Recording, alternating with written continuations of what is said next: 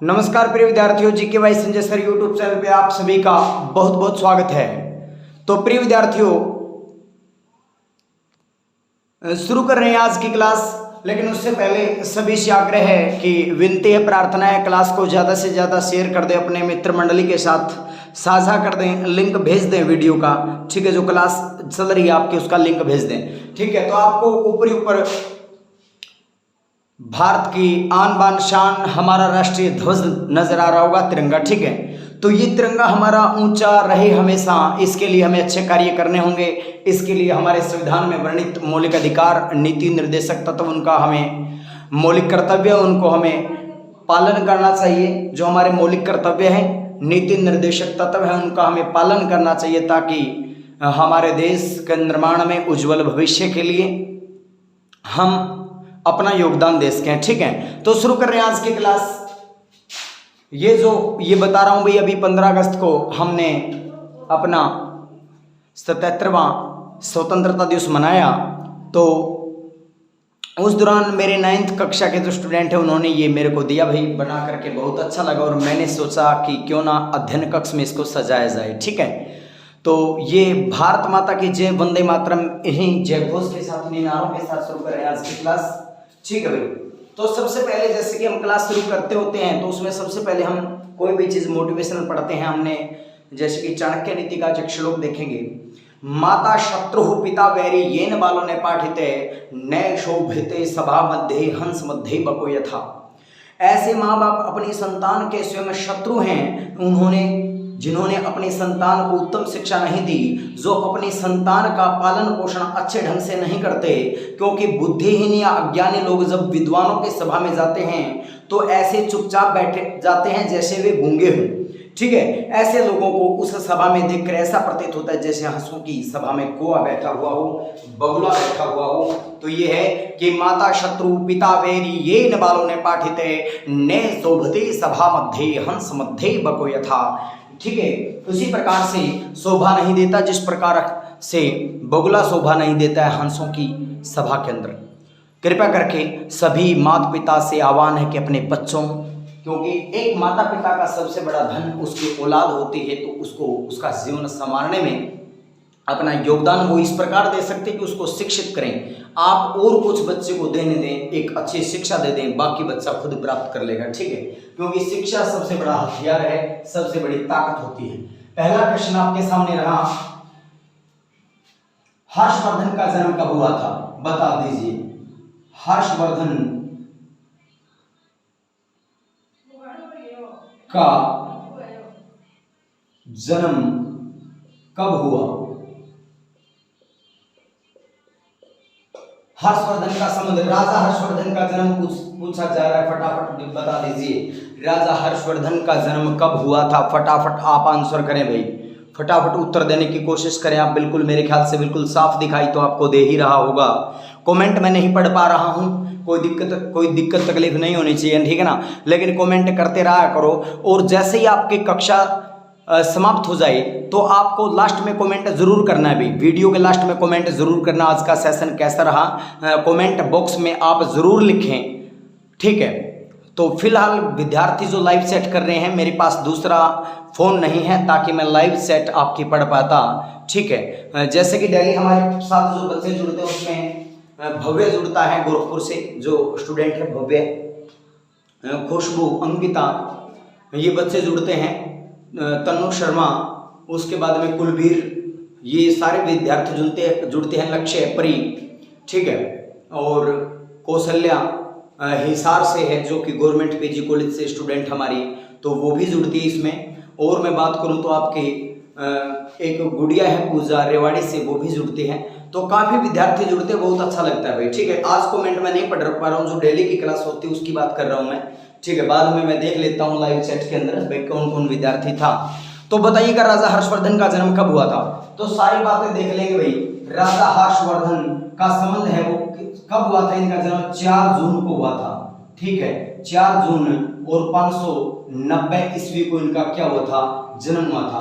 अब बात कर लेते हैं इनके पिता। ठीक है, पिता कौन थे? बताओ शाबाश, पिता कौन थे? प्रभाकर वर्धन थे पिता। ठीक है। माता का नाम क्या था?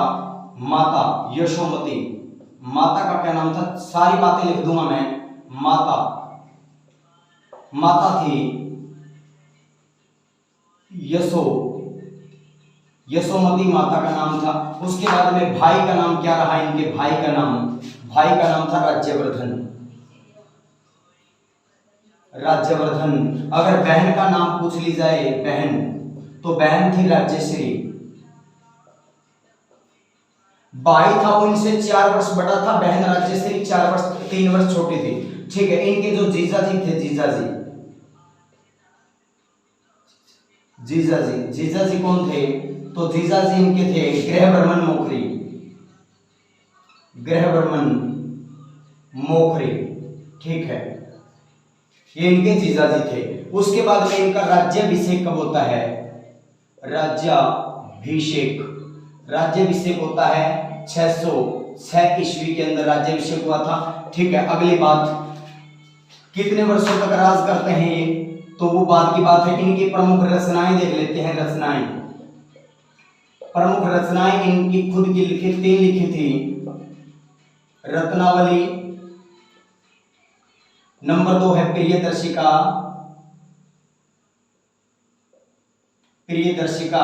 और तीसरी है आपकी नागानंद।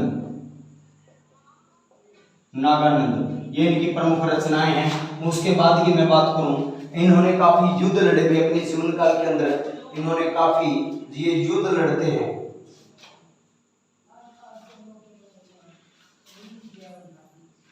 ठीक है।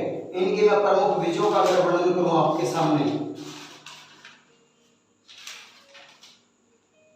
तो बल्भी कन्नौज।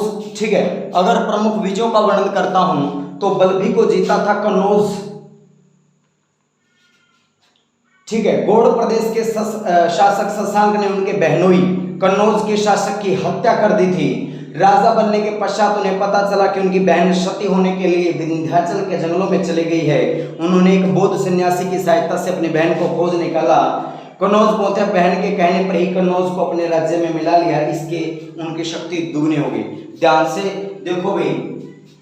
ठीक है। गौड़ प्रदेश का शासक जो शशांक था, ठीक है, शशांक ने क्या किया, इनके जीजाजी को, जो कन्नौज के राजा थे गृहवर्मन मोखरी, क्या नाम था? गृहवर्मन मोखरी, कन्नौज के राजा, उनको मार दिया। तो इनकी जो बहन थी, बहन कौन? राज्यश्री, वो विंध्याचल के पर्वत में भाग जाती है। अपनी बहन को किसकी सहायता से खोजा? तो बौद्ध सन्यासी था भाई। बौद्ध सन्यासी नाम पूछ लिया जा सकता है। सन्यासी क्या था? दिवाकर मित्र, एक बौद्ध सन्यासी जिसका नाम था दिवाकर मित्र, उसकी सहायता से अपनी बहन को खोज निकाला था। किसने? हर्षवर्धन ने। अगली मैं बात करता हूं प्रिय विद्यार्थियों, इनकी मृत्यु कब होती है? बात करूं इनकी मृत्यु की, तो 647 ईस्वी में क्या हो जाती है? इनकी मृत्यु हो जाती है। इनकी राजधानी क्या थी? थानेश्वर और कन्नौज। ठीक है। राजधानी की मैं बात करूं तो जो ये वर्धन वंश है, इसकी राजधानी थानेश्वर थी। ठीक है। थानेश्वर राजधानी कौन सी थी? थानेश्वर थी। ध्यान से, थानेश्वर वर्तमान में कुरुक्षेत्र के अंदर आपका पड़ता है। तो पुष्यभूति वंश से संबंधित है ये, तो इसको वर्धन वंश भी बोल देते हैं। तो ध्यान से देख लो भाई, सारी बातें ध्यान से देख लो। आप फटाफट आप नोट कर लीजिए, वरना मैं आपके पास वो भी भेज दूंगा। ठीक है। अगली बात देखिएगा भाई, एक प्रसिद्ध बात ये भी आती है, ये अगर आपने वो लिख लिया तो मैं साफ कर देता हूं, इसको मैं साफ कर देता हूं, आपने अगर लिख लिया हो। ठीक है। सारी बातें देख लिया आपने। हर्षवर्धन का जन्म 4 जून 590 ईस्वी को होता है। पिता प्रभाकर वर्धन, माता यशोमती। कहते हैं इनके पिता के बाद में इनकी माता सती हो गई थी, यशोमती। भाई राज्यवर्धन, ठीक है, भाई राज्यवर्धन 605 में गद्दी पर बैठते, लेकिन 606 में अपनी बहन के जो पति थे, यानी कि अपने जीजाजी की मौत का बदला लेने के लिए चलते हैं, तो ये भी मारे जाते हैं। राज्यवर्धन, बहन थी वो राज्यश्री थी। जीजाजी गृहवर्मन मोखरी थे, कन्नौज के राजा थे। और जो गौड़ प्रदेश के राजा शशांक थे, उन्होंने हत्या की थी गृहवर्मन मोखरी की। तो राज्याभिषेक 606 ईस्वी में होता है राज्यवर्धन की मृत्यु के बाद। रचनाएं रत्नावली, प्रियदर्शिका, नागानंद तीनों ही नाटक हैं। ये साहित्य की कौन सी विधा है? तो नाटक है। बौद्ध सन्यासी दिवाकर मित्र की सहायता से अपनी बहन राज्यश्री को, जो विंध्याचल के पर्वतों के ऊपर चली गई थी, ठीक है, ताकि वो शशांक से बच सकें, मृत्यु 647 ईस्वी में हो जाती है। राजधानी थानेश्वर और कन्नौज इनकी राजधानी रही, ठीक है। और बातें जान लेते हैं। 630 ईस्वी में क्या हुआ भाई? 630 ईस्वी थी आपकी, उसमें क्या होता है? ध्यान से सुन लीजिए। 630 ईस्वी में इन्होंने बल्लभी के राजा ध्रुवसेन, बल्लभी गुजरात में पड़ता है, ठीक है। 630 ईस्वी में बल्लभी कहां है? गुजरात के अंदर। प्राचीन काल में विश्वविद्यालय भी होता था, बल्लभी विश्वविद्यालय गुजरात के अंदर है। ये गुजरात के अंदर बल्लभी गुजरात के राजा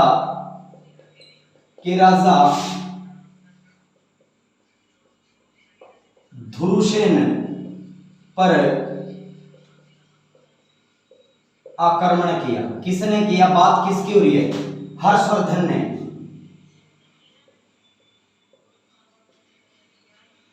हर्षवर्धन ने 630 ईस्वी में बल्लभी गुजरात के राजा ध्रुवसेन पर क्या कर दिया? आक्रमण कर दिया भाई।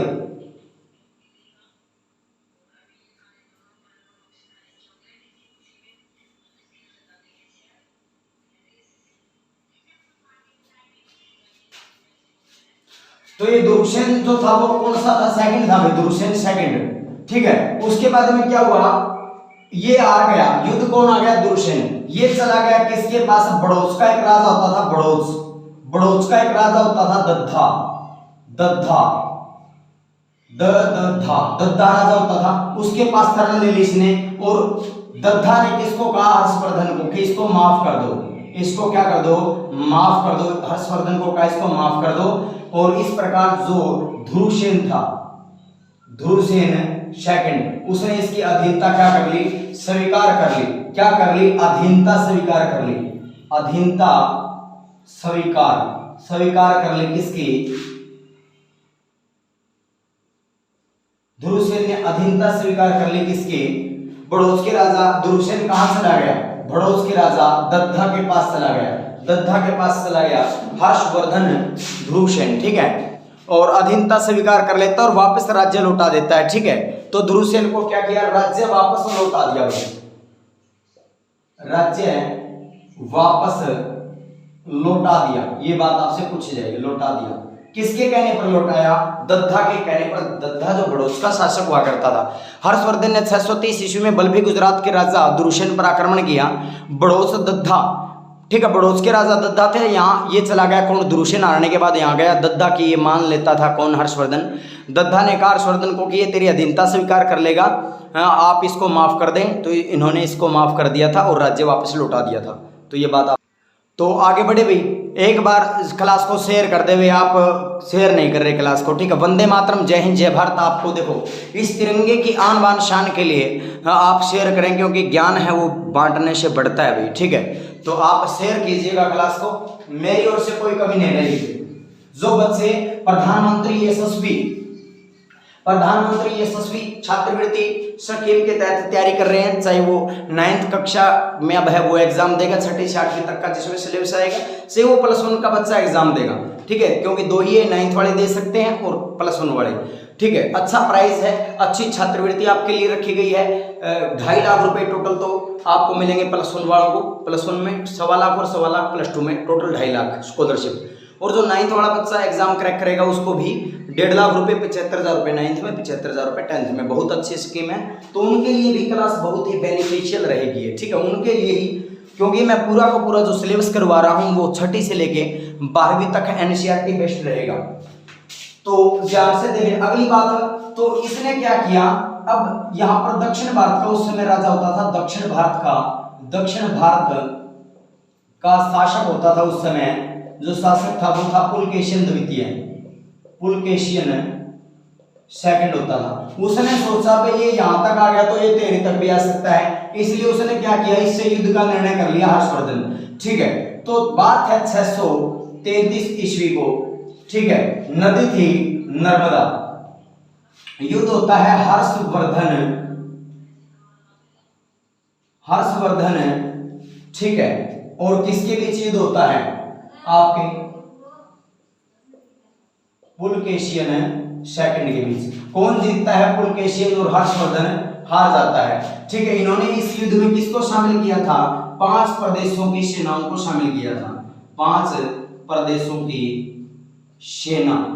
सेनाओं को भी शामिल किया था। ठीक है, हर्षवर्धन हार जाता है और पुलकेशिन द्वितीय जीत जाता है। ठीक है, दक्षिण भारत का शासक पुलकेशिन द्वितीय। 633 की ये बात है, नर्मदा नदी के तट पर ये युद्ध होता था, हर्षवर्धन और पुलकेशिन जीत जाता है। ये पुलकेशिन क्या सोचता था कि कहीं ये दक्षिण भारत पे भी कब्जा न कर ले, क्योंकि हर्षवर्धन ने अपने साम्राज्य का बहुत विस्तार किया।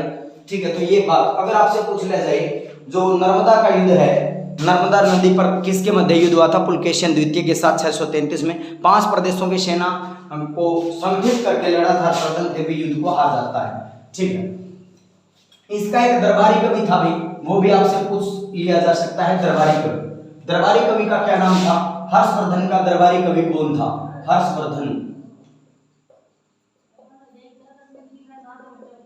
का दरबारी कवि आपका बाणभट्ट था। ठीक है, बाणभट्ट की आपकी 2 रचनाएं प्रसिद्ध हैं। कौन सी है? कादम्बरी और एक है हर्षचरित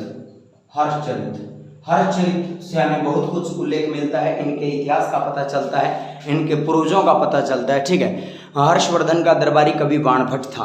एक इसके दरबार में चीनी यात्री आया था भी। ठीक है, चीनी यात्री आया था, उसका नाम क्या था?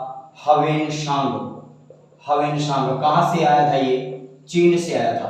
कब आया था? 629 ईस्वी में भारत आया था। 600 बीच में चला गया था ये। 634 से लेकर के 644 तक कहाँ रहता है? HR हरियाणा के अंदर रहता है। इसको यात्रियों का राजकुमार बोला जाता है, यात्रियों का राजकुमार कहा जाता है। आधुनिक शाक्य मुनि भी बोला जाता है, आधुनिक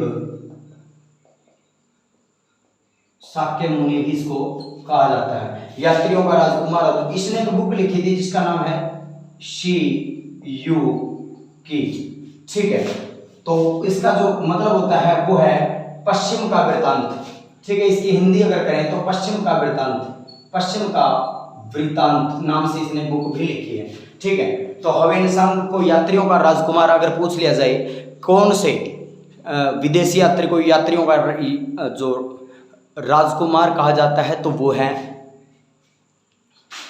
आपका हवेनसांग। 629 ईस्वी में भारत आता है और आधुनिक शाक्य मुनि भी कहलाता है, यात्रियों का राजकुमार भी इसको बोला जाता है। शियुकी नामक बुक लिखी, पश्चिमी का वृत्तांत इसकी हिंदी होती है, और 629 ईस्वी में आया था। बीच में ये चला गया था। टोटल अगर इसका समय काउंट किया जाए तो ये 8 वर्ष भारत के अंदर रहा था। ठीक है, 8 वर्ष भारत के अंदर रहता है, ये भी आपको 8 वर्ष भारत के अंदर रहता है, ये आपको पता होना चाहिए। ठीक है, अगली बात,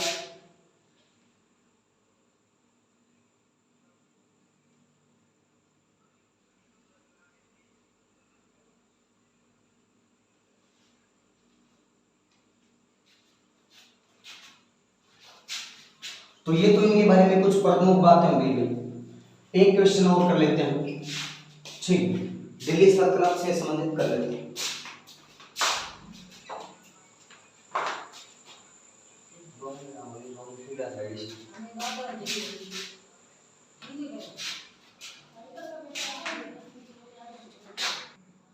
तो अगला क्वेश्चन देखते हैं।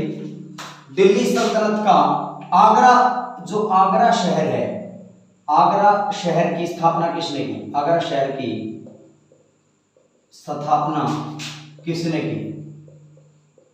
ये क्वेश्चन है, जल्दी से बताओ भाई, किसने की? जल्दी से आप आंसर करेंगे। आगरा शहर की स्थापना किसने की? बहुत ही अच्छा क्वेश्चन है, बहुत ही जबरदस्त क्वेश्चन आपके सामने है। एक बार क्लास को शेयर कर देवे। आप बच्चों शेयर नहीं कर रहे, ये गलत कर रहे हो, धोखा कर रहे हो, धोखा। सरासर मित्र धोखा है, मित्र धोखा, ठीक है ना? तो मित्रों धोखा मत करो। मैं फिर कहता हूं कि द्वंद्व कहां तक पाला जाए, युद्ध कहां तक टाला जाए, तुम हो किसी के वंशज, फेंक जहां तक भाला जाए। आप लोगों को नितांत आगे बढ़ते रहना है, ठीक है? क्योंकि कहते हैं ना, सब कुछ पढ़ाई में ही है। All power with in you can do anything and everything. सभी शक्तियां तुम्हारे भीतर, आप कुछ भी और सब कुछ कर सकते हो। You cannot change your future, but you can change your habits, and surely your habits will be change your future. आप अपना भविष्य नहीं बदल सकते, परंतु अपनी आदतें बदल सकते हो, और निश्चित रूप से आपकी आदतें ही आपका भविष्य का निर्माण कर देंगी। तो आगरा शहर की स्थापना है वो किसने की थी, बता दीजिए फटाफट। तो ये की थी सिकंदर शाह लोदी ने। सिकंदर शाह लोदी ने की थी। कब की थी? 1504 के अंदर की थी। आगरा के अंदर क्या है? ताजमहल है। और आगरा की क्या है? पेठा मिठाई बहुत प्रसिद्ध है।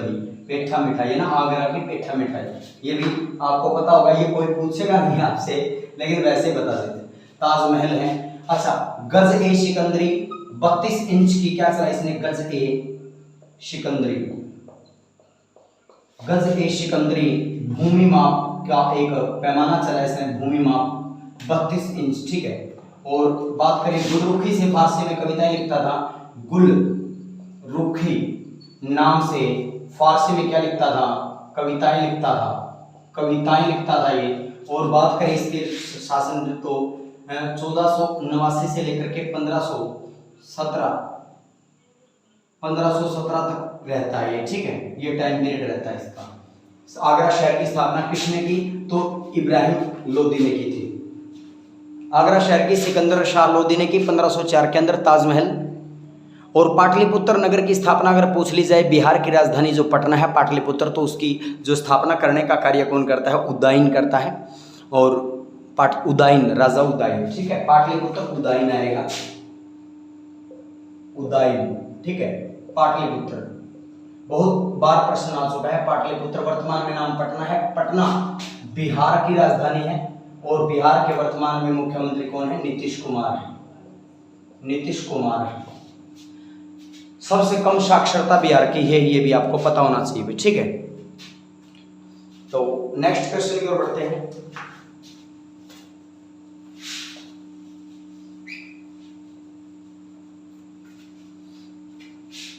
आज का ये आपका अंतिम क्वेश्चन रहेगा भाई। तो आपको बताना है, एक भूगोल से संबंधित क्वेश्चन कर लेते हैं। भारत के पड़ोसी राज्य, भारत के पड़ोसी राज्य बताने हैं जिनके साथ सतलीय सीमा बनाते हैं हम लोग सारी, ठीक है। तो ट्रिक रहेगी बचपन में बीए, ठीक है, किया। बचपन में एमबीए किया या बीए किया, ठीक है। वैसे क्या हो गया आपका? बांग्लादेश। उसके बाद में जैसे आपका चीन, पी से आपका पाकिस्तान, उसके बाद में आपका नेपाल, उसके बाद में आपका म्यांमार, फिर आपका बांग्लादेश, और उसके बाद में अफगानिस्तान, ठीक है। तो ये आपको पता होना चाहिए भाई। बचपन में क्या किया? बचपन में बीए किया। बांग्लादेश, चीन, पाकिस्तान, नेपाल, म्यांमार, बांग्लादेश, अफगानिस्तान। सबसे ज्यादा बाउंड्री किसके लगती है? 4096 किलोमीटर किसके लगती है? बांग्लादेश के। और सबसे कम 106 किलोमीटर, मतलब 106 किलोमीटर किसके लगती है? अफगानिस्तान की। तो सारी बातें पता होना चाहिए। बचपन में क्या किया हमने? बीए किया। वैसे ये भी कर सकते हो, बचपन में एमबीए किया, ठीक है। बचपन में एमबीए किया, तो यहां से मैं साइलेंट और किया कुछ नहीं। एम से म्यांमार, ए से, बी से बांग्लादेश, ए से अफगानिस्तान, बी से आपका बांग्लादेश है, सी से चीन है, पी से पाकिस्तान है, ठीक है। ने से आपका नेपाल है। उसके बाद में एम से म्यांमार है, या मैं बीए किया या एमबीए लिख सकते हो। बी से बांग्लादेश है, ठीक है। एक मिनट भाई, दो बार कैसे आ गया? ये बांग्लादेश या भूटान नहीं है ना, ये भूटान आ गया आपका। एक मिनट, यहाँ भूटान आ जाएगा। भूटान हो गया ना। नेपाल, भूटान, बांग्लादेश, अफगानिस्तान, पाकिस्तान, 1 2 3 4 5 6 7। तो 7 ही हमारे पड़ोसी देश में। वैसे तो श्रीलंका भी है, लेकिन वो समुद्री सीमा लगती है, स्थलीय सीमा ये 7 ही है। ये 5 है, ठीक है। बचपन में एमबीए किया, बांग्लादेश, चीन, पाकिस्तान, नेपाल, म्यांमार, भूटान, अफगानिस्तान। सबसे ज़्यादा सीमा बांग्लादेश के साथ, सबसे कम अफगानिस्तान के साथ। तो आज के लिए इतना ही प्रिय विद्यार्थियों। आज करंट अफेयर की क्लास में नहीं ले पाया, ठीक है, लेट हो गया क्योंकि मेरे भी बीएड के एग्जाम चल रहे हैं। तो कल कोशिश करूंगा लेने की, आज और कल का दोनों दिन का इकट्ठा ही करवा दूंगा। आप ये क्लास देखें, शेयर करें। नमस्कार। अगर मन बना ही लिए है ऊंच उड़ान का तो कद क्या देखना आसमान का। आप मेहनत कीजिएगा, दुनिया सफलता आपके कदम चूमेगी, ठीक है। तो इन्हीं शब्दों के साथ वंदे मातरम, जय हिंद, जय भारत।